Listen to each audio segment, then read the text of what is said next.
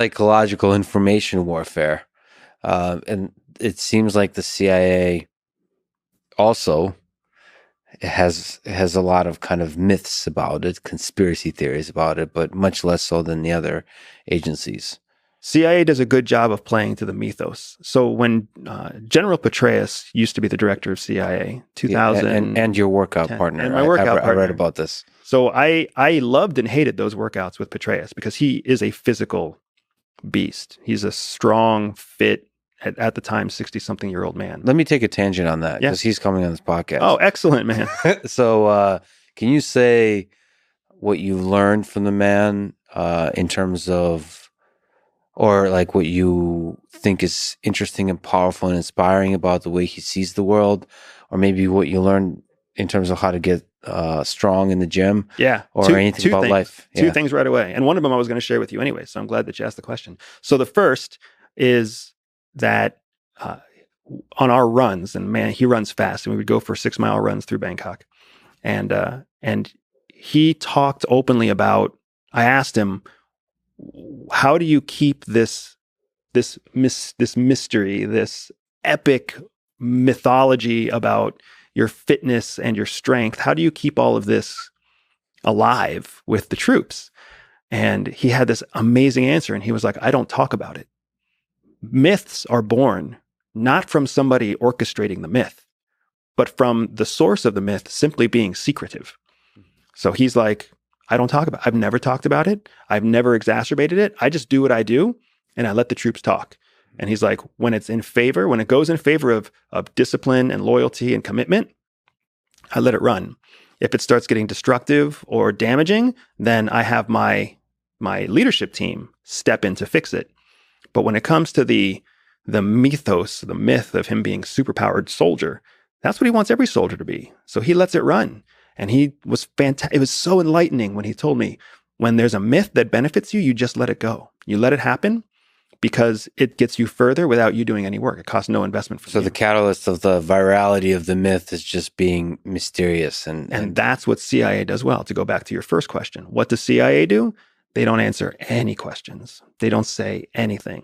And wherever the myth goes, whether it's that they sold drugs or used child prostitutes or whatever else, wherever the myth goes, they let it go. Because at the end of the day, everybody sits back and says, wow, I really just don't know. Now, the second thing that I learned from Petraeus, and I really am a big fan of Petraeus. I know he made personal mistakes. You don't get to be that powerful without making personal mistakes. But when I worked out with him, the one thing that my commanding officer told me not to ask about, he was like, never ask the general about his family. I'm a family guy. So as soon as I met General Petraeus, one of the first things I asked him was, hey, what was it like raising a family and being the commander of forces in the Middle East? Like, you weren't with your family very much. And the thing I love about the guy, he didn't bite off my head. He didn't snap at me. He didn't do anything. He openly admitted that he regretted some of the decisions that he made because he had to sacrifice his family to get there. Relationships with his children, absentee father, missing birthdays, we all say how sad it is to miss birthdays and miss anniversaries, yada, yada, yada. Everybody knows what that feels like. Even business people know what that feels like. The actual pain that we're talking about is when you're not there to handle your 13-year-old's questions when a boy breaks up with her, or when you're not there to handle the bloody lip that your 9-year-old comes back with from their first encounter with a bully. Those are the truly heartbreaking moments that a parent lives and dies by. He missed almost all of those because he was fighting a war that we forgot and we gave up on 20 years later, right? He's so honest about that. And it was really inspiring to me to be told not to ask that question. And when I broke that guidance, he didn't reprimand me. He was authentic.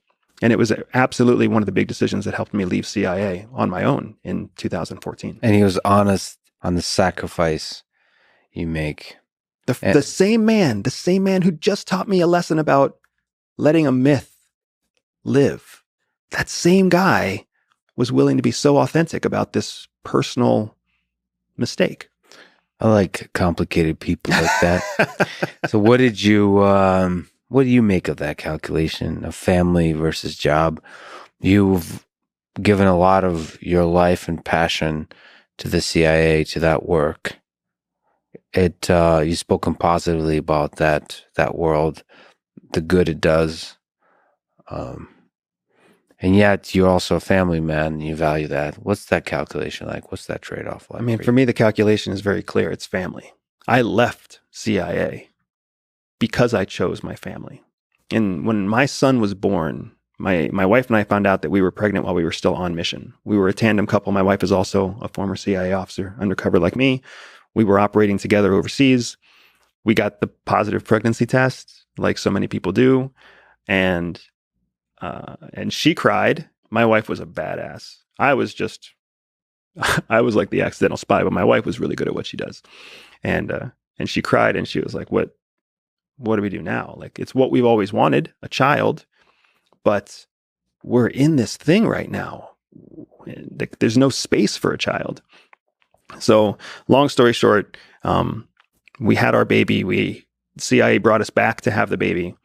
And when we started having the conversations about, hey, what do we do next? Because we're not the type of people to want to just sit around and be domestic.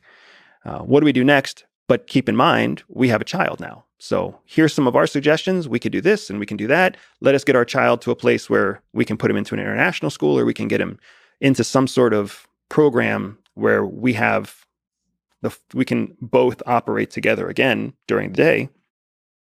But CIA just had no patience for that conversation. There was no, family is not their priority. So the fact that we were a tandem couple, 2 officers, 2 operators trying to have a baby, was irrelevant to them. So when they didn't play with us, when they did nothing to help us prioritize parenthood as part of our overall experience, that's when we knew that they never would. And what good is it to commit yourself to a career if the career is always going to challenge the thing that you value most? And that was the calculation that we made to leave CIA. Not everybody makes that calculation. And a big part of why I am so vocal about my time at CIA is because I am immensely appreciative of the men and women who, to this day, have failed marriages and poor relationships with their children because they chose national security. They chose protecting America over their own family. And they've done it even though it's made them abuse alcohol and abuse substances, and they've got permanent diseases and issues from living and working abroad. It's just it's insane, the sacrifice that officers make to keep America free. And I'm just not one of those people. I chose family. You said that your wife misses it.